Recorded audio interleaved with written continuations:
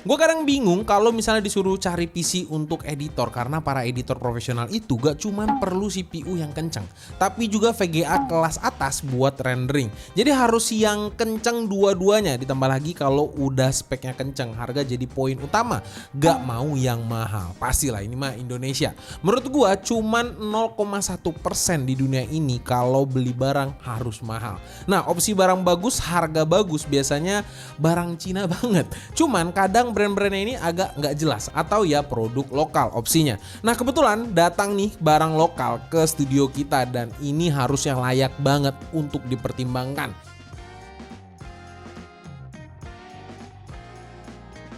Sebelum lanjut, iklan dulu. Kalau misalnya kalian mau upgrade PC atau laptop kalian, mungkin kalian bisa melirik storage dan memori dari Team Group. Dengan mengupgrade PC kalian, pastinya PC kalian akan menjadi lebih cakep dalam menjalankan tugas-tugas berat. Jika kalian tertarik untuk upgrade-nya, mungkin kalian bisa kunjungi langsung official store Team Group, Tokopedia atau Shopee yang linknya tersedia di kolom deskripsi. Mereka ini memiliki beragam pilihan produk untuk meningkatkan kinerja komputasi di komputer kalian. Jadi gak perlu khawatir lagi tentang performa laptop yang kurang memadai. Sekarang kalian bisa upgrade komponen di PC kalian dengan mudah dan praktis tentunya. Kalau dilihat dari ukuran dan bobotnya sih ini lebih cocok disebut mobile workstation karena laptop 16 inch ini punya ukuran dan bobot yang cukup bongsor. Ya kalau kalian mau kerja di cafe pakai laptop ini nggak ada salahnya juga. Ini berlaku juga untuk kompetitor yang lain juga untuk laptop yang menggunakan spek yang sekelas. Yang jelas kalian harus pertimbangkan aja bobotnya, jangan sampai kalian cepet jompo karena sering bawa-bawa laptop ini. Soal urusan desain sih gua nggak ada komplain, nggak punya desain aneh-aneh kayak laptop gaming. Pongo Studio ini cenderung punya karakter premium elegan. Hanya logo ikonik Pongo berwarna merah padam yang menghiasi bagian cover laptop ini. Keempat grill laptopnya juga punya desain yang lebih low profile tapi tetap terasa powerful dan futuristik. Sudut-sudutnya juga nggak ada yang tajam-tajam kayak laptop gaming. Untuk build quality-nya nggak terasa murahan, semua terasa solid sampai engselnya pun terasa mantep banget. Keyboardnya full size, didesain dengan simple yang dihiasi dengan list putih di bagian bawah tiap keycapsnya. Feel keyboardnya sendiri juga asik, empuk, tapi entah kenapa di bagian tengah ada bagian yang keangkat. Jadi pas lagi ngetik ada bagian frame keyboard yang masuk gitu. Gak pengaruh ke feel ngetik tapi kelihatannya gak enak aja. Ini cuma kelihatannya aja yang gak enak. Keyboard laptop ini juga punya backlit dengan 15 warna. Yes, belum RGB. Tapi menurut gue sih ini sudah cukup dan gue juga gak suka-suka banget RGB sebenarnya. Untuk touchpadnya ini luas banget, punya ukuran 15x9 cm. Jadi asik banget dipakai buat emergency design kalau lagi di luar dan gak pegang mouse. Feelnya juga cukup nyaman, terasa licin dan empuk. Jadi buat para psikopat yang suka desain atau gaming pakai touchpad, kalian patut berbahagia. Webcam di laptop ini punya spesifikasi dual sensor 2 mega Full HD yang sudah support Windows Hello. Jadi asik banget kalian bisa login tanpa perlu ngetik password lagi. Biasanya fitur kayak gini cuma ada di laptop premium high-end merek terkenal dan sekarang hadir di merek lokal yang seri high-end. Kualitas kameranya juga bagus, terang, yang paling asik karena ini pakai Nvidia, jadi ada dukungan Nvidia Broadcast. Aplikasi ini bisa dipakai untuk menyaring audio, melakukan cropping gambar, ganti-ganti background, dan banyak lagi lainnya. Semua ini bisa terjadi karena Tensor Core yang ada di GPU Nvidia. Nah, ini akan membuat experience kalian makin asik lagi.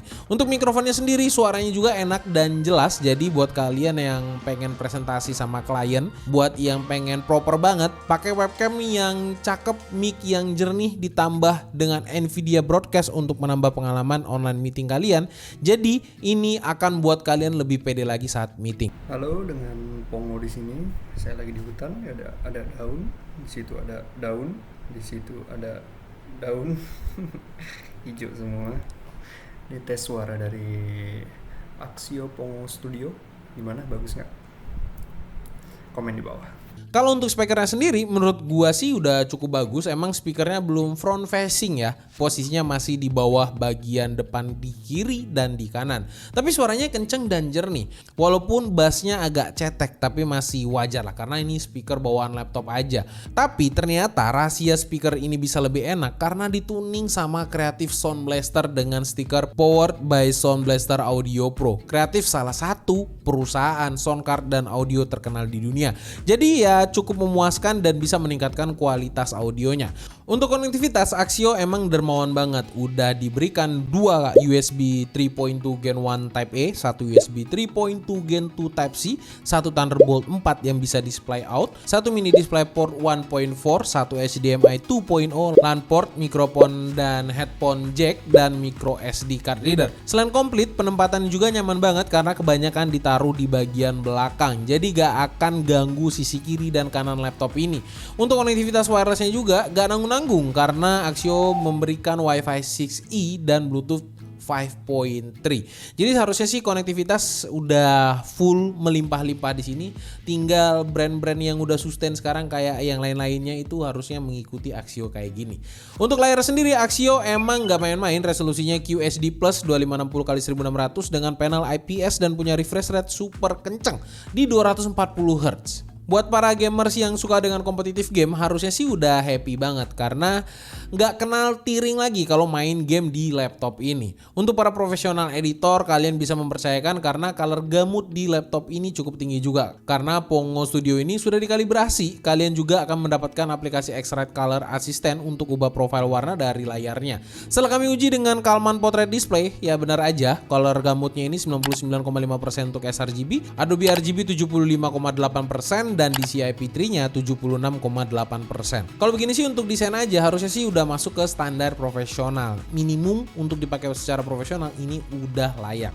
Sesuai lah sama namanya Pongo Studio. Ada fitur tambahan yang asik juga nih buat para editor. Laptop ini punya mini display port HDMI dan Thunderbolt. Dengan ini semua kalian bisa kerja dengan 4 layar sekaligus yang pastinya dengan resolusi yang tinggi juga di tiap layarnya. Sekarang kita masuk ke bagian performance. Nah, untuk performa memang Axio mendesain seri Pongo Studio ini untuk digempur kerjaan berat kayak rendering atau animasi berat. Untuk performanya memang Axio mendesain seri Pongo Studio ini untuk digempur kerjaan berat kayak rendering atau animasi berat. Ditenagai dengan Intel Core i9 13900H dan punya 14 core 20 thread, siap banget diajak video editing atau 3D modeling kelas atas. Dipadukan juga dengan Nvidia RTX 4070 yang harusnya siap banget juga untuk diajak rendering. AI ataupun gaming juga bisa banget. RAM bawaannya juga sudah 32GB DDR5 dengan kecepatan 5200 MHz. Dengan SSD bawaan dari Samsung sebesar 1TB dengan kecepatan sampai 6600 MB per second. Kenceng banget. Kalian juga bisa upgrade atau tambah SSD-nya karena ada 2 slot SSD yang disediakan sama laptop ini. Untuk menyempurnakan laptop ini, Axio juga telah menyediakan Control Center Package. Di aplikasi ini kalian bisa mengatur profil performanya, backlit keyboard, function key, baterai, dan lain sebagainya. Untuk pilihan profile yang bisa dipilih adalah performance, entertainment, power saving, dan quiet.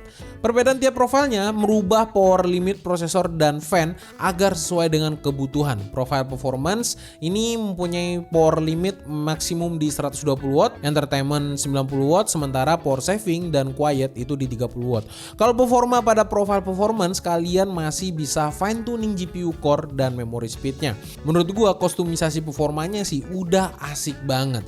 Soal performa ini ada yang menarik. Hasil pengujian Cinebench R23 di profile performance-nya cukup memuaskan dengan single core 19037 poin dan multicore-nya 18985 poin. Tapi yang harus kalian perhatikan adalah suhu dan fan noise-nya. Karena limit power-nya di set maksimal maka suhunya mencapai angka 100 derajat Celcius. Sudah pasti terkena thermal limit. Karena suhunya 100 derajat maka fan-nya akan berputar maksimal dan ini bikin pusing banget.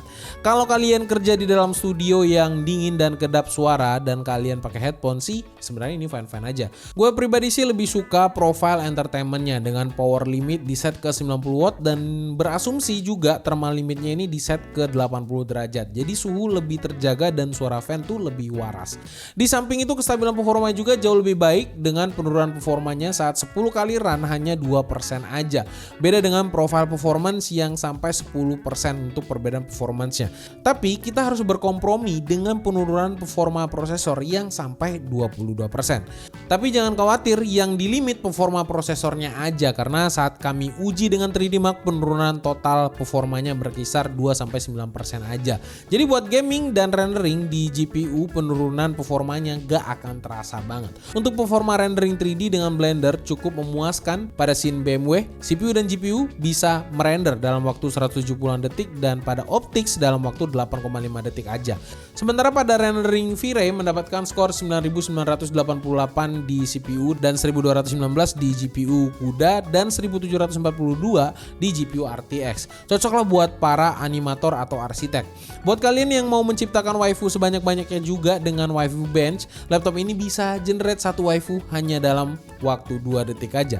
Artinya dalam 1 menit kalian bisa menciptakan 30 waifu. Jadi untuk wibu bisa dipuaskan juga dengan laptop ini. Untuk performa gaming semua dilibas rata kanan dengan RTX 4070 dan Intel Core i9-nya.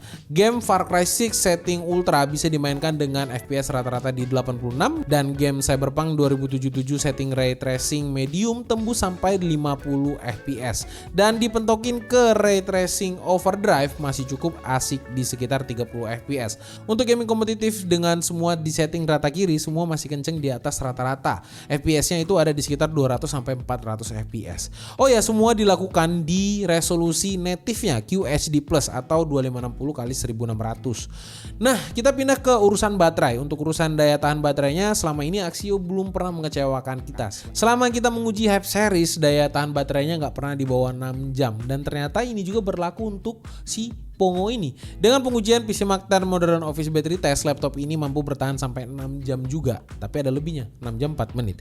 Yang buat Pongo Studio spesial adalah adanya fitur Flexi Charger. Fitur ini bisa kalian temukan di control center yang memungkinkan kalian mengubah settingan battery charging ke angka yang kalian mau.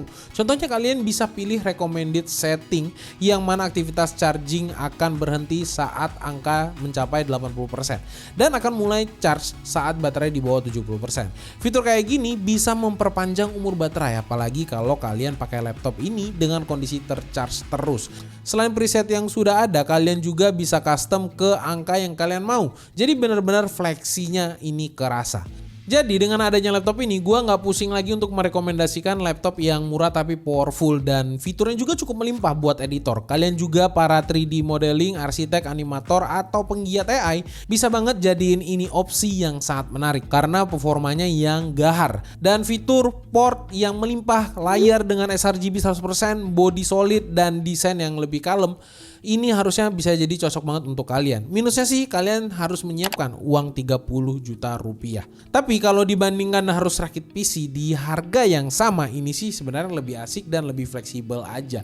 Tinggal kalian aja mau rakit PC yang nggak bisa dibawa kemana-mana atau kalian pakai ini yang bisa diajak mobile dan performanya juga kenceng. Komen jawaban kalian di bawah. Oke, mungkin sekian dulu. Gua Rodi, sampai jumpa di video selanjutnya. Bye bye guys.